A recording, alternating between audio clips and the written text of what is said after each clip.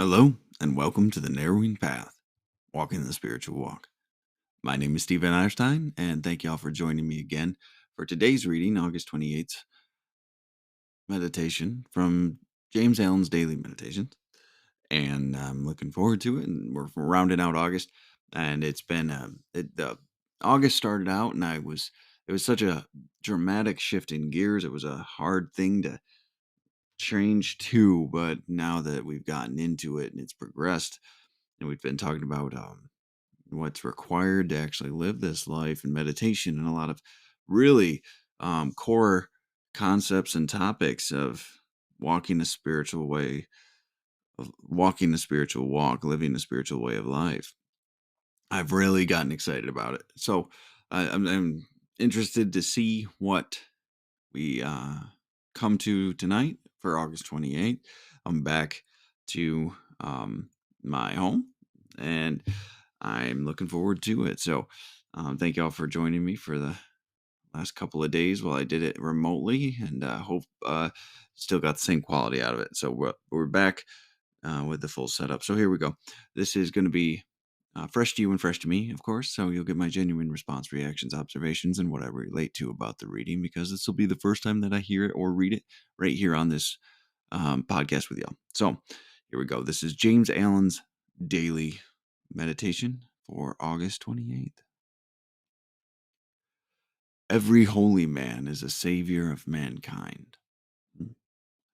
When men, lost in the devious ways of error and self, have forgotten the heavenly birth, the state of holiness and truth, they set up artificial standards by which to judge one another and make acceptance of and adherence to their own particular theology the test of truth. And so men are divided one against another, and there is ceaseless enmity, enmity, and strife, and unending sorrow and suffering. Reader, do you seek to realize the birth into truth? There is only one way. Let self die. All those lusts, appetites, desires to which we have hitherto so tenaciously clung, let them fall from you. Let them no longer hold you in bondage, and truth will be yours. Cease to look upon your own religion as superior to all others, and strive to learn the supreme lesson of charity. To be in the world and yet not of the world is the highest perfection. Now, if you want to talk about some core beliefs and some core concepts about this type of spiritual practice, there's a good couple in here, that's for sure. I think we talked yesterday. Was it yesterday?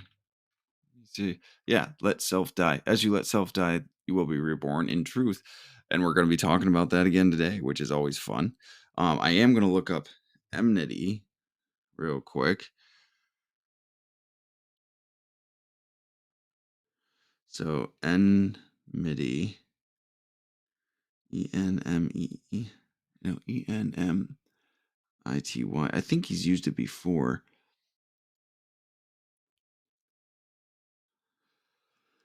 And I keep forgetting it, but enmity, enmity,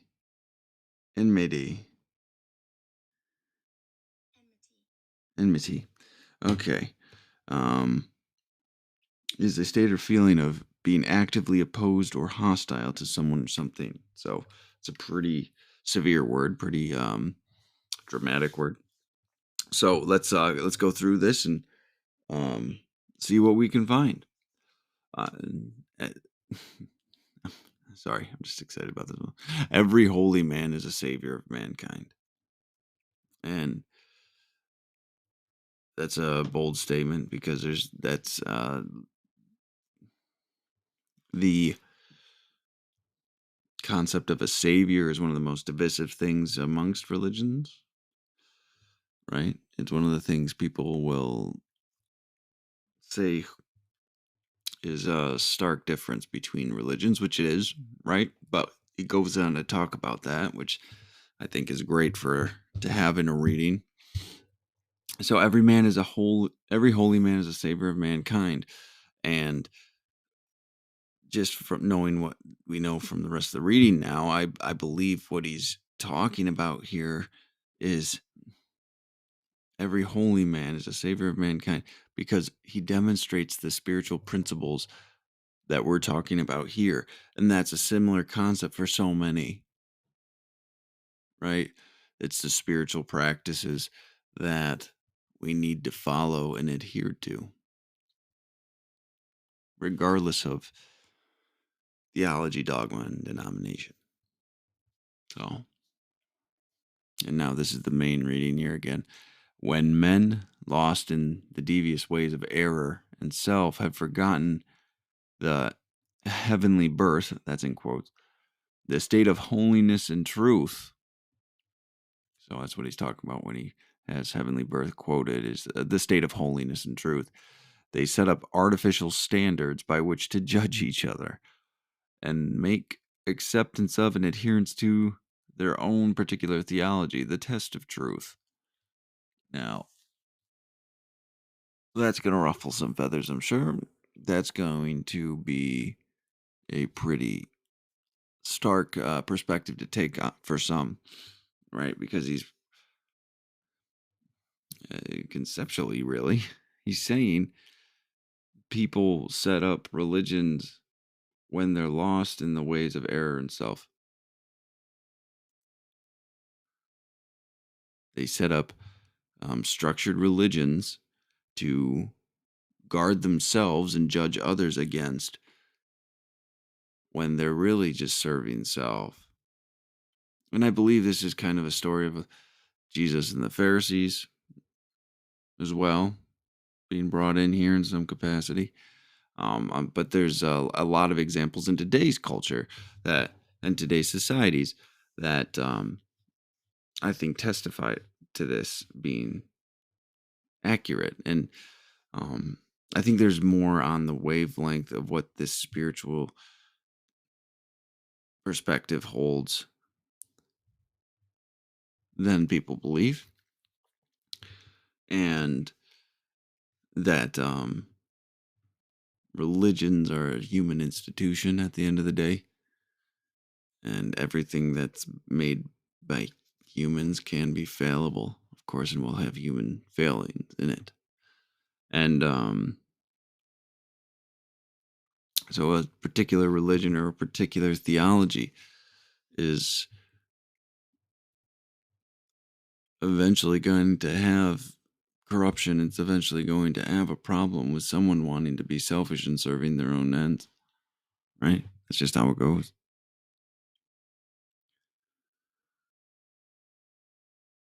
And then they have these lists of compliances, right, to say whether you're a sinner or not a sinner, when you're saved and not saved, when you got to go to hell, or when you have to pay penance and how the penance needs to be paid, and a plethora of things. And when in reality, it's a change of perspective and heart that needs to take place, and not just rote recitation of things, or um, an empty. I'm going to use the word confession, though I'm not necessarily targeting one religion or denomination of a religion.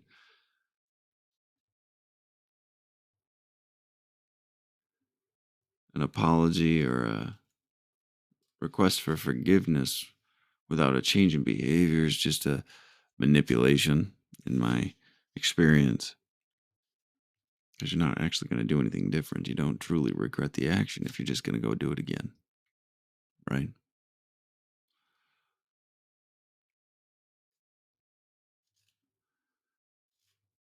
And they set up these things as tests of truth,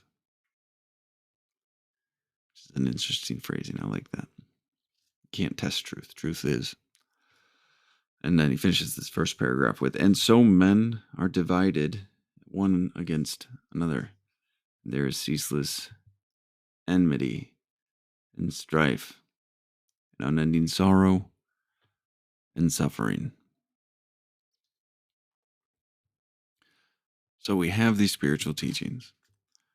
People get lost in self and build religions off of these spiritual teachings, all with their own flavor, all with their own flair. And then suddenly it's brother against brother, man against man. Who's right? I'm right. You're wrong. I'm doing a bit better than you. God's on my side. Well, God's on my side. There's wars, death, pain, anguish, sorrow, loss. Just because of these structures that have been built, these theological structures that have been built to battle each other. Ceaseless enmity and strife, and unending sorrow and suffering. That's a pretty painful thing to cause and inflict on the world, especially in mass, right? But I guess now we're going to switch over to this perspective. Reader, do you seek to realize the birth into truth? Like, do you actually want to be part of truth? Do you want to realize truth, understand truth? Do you want to take that leap? And if you say if yes, then there is only one way. Let self die, which is letting your ego die, letting your self-serving, self-indulgent, self-centered perspectives and understanding die. Let them go. Let everything that used to serve you go and be willing to live differently.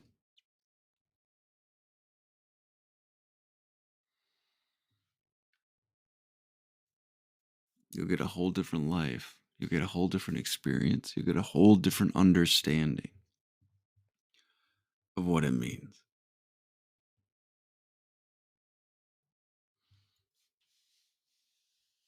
Let self die. Choose a different way of life and choose it on a daily basis, moment basis, hourly basis. You choose to live differently, regardless of circumstance or situation. And suddenly your life changes. He goes into a little bit more here. All those lusts, appetites, desires, to which you have hitherto so tenaciously clung, let them fall from you. We hold what the 12-step community would call our character defects very close to the chest, don't we? We hold these things tightly because they have served us before. They have continued to serve us in some way. They protect us. And they're what we've learned to survive at one point in our lives, and we've held on to them. But we must let them go. The lusts, appetites, desires. You have to let them fall from you. You have to loosen your grip on the life of old that you've had to do something different. You can't fill a full cup. If you've got a life you've built and you're holding on to for dear life that's completely based on self and self-serving motives and intentions, you've got to start letting stuff go so new can come in and change you and change the way you're living and change the life you have.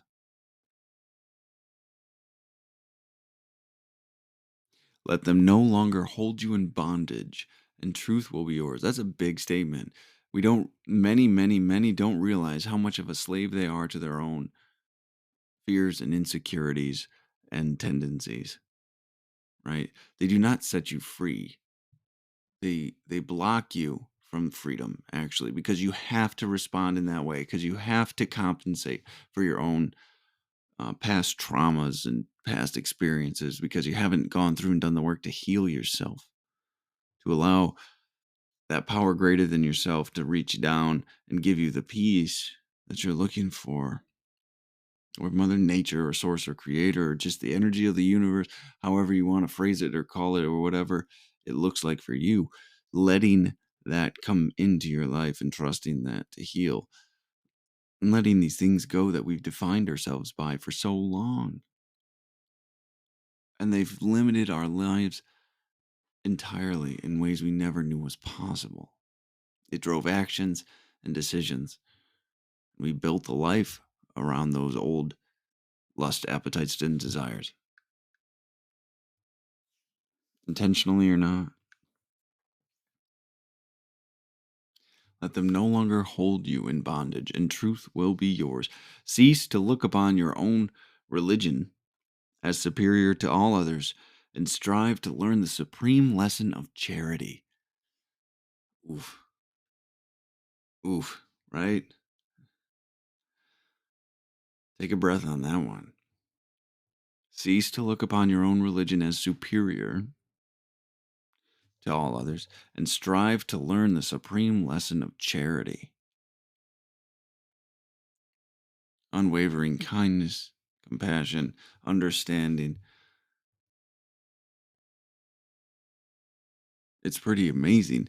We have religion and theologies where these things are valued and cared for, but then we go and selfishly impose on others.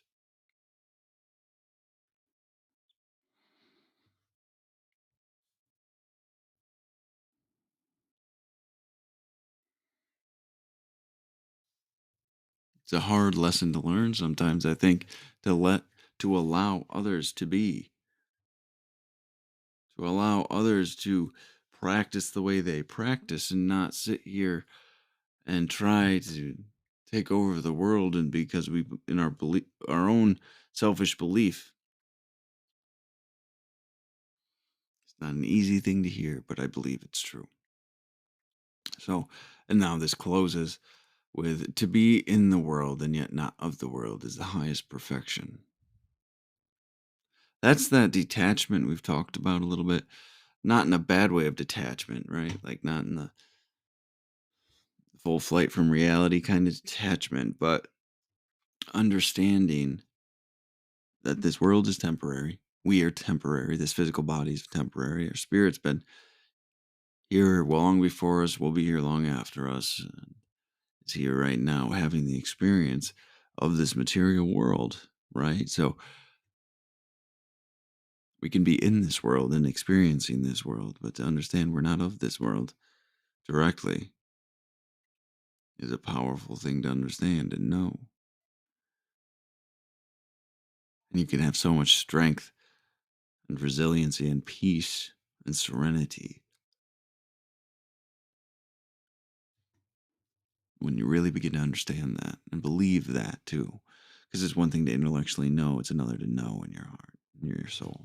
So, all right. Well, that's it for today. Thank y'all so much. Absolutely stunning reading.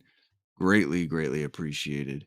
Um, and a very important set of topics to cover, I believe. So, thank y'all for joining me today. And I'll be looking forward till tomorrow. Until next time. Thanks.